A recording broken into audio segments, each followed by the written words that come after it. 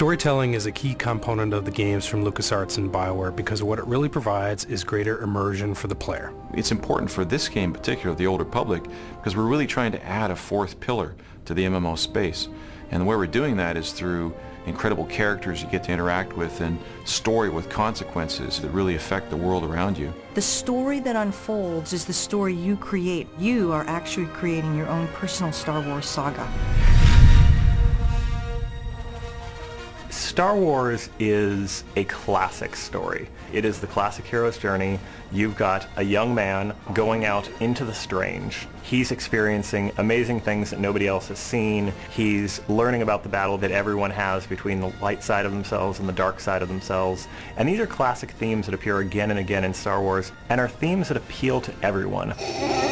There's iconic moments, like moments of betrayal, moments of salvation, all these things that are really impactful, and it's that kind of imaginary but believable world. We try and capture all those in our games. We try and take that same kind of concept of, hey, you're making the ultimate decision. Is it salvation or is it destruction? And, you will have seen something maybe similar in the Star Wars movies, but we're bringing it to life in the game.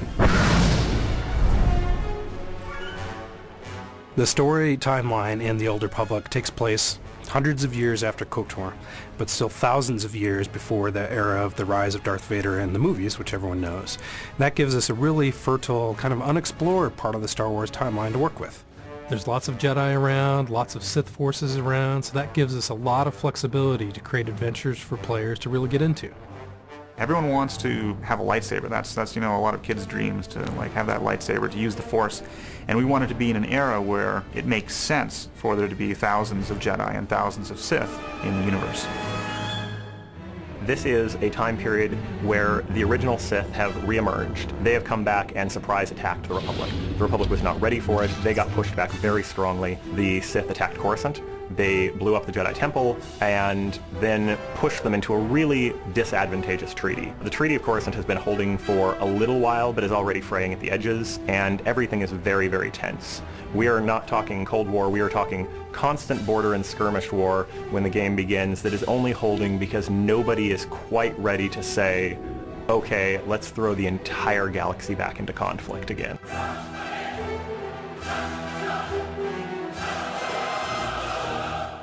In addition to that, that broad story arc, you'll have separate stories for each class that you play in the game. So of all the classes, they'll each have their own separate, huge storyline to pursue.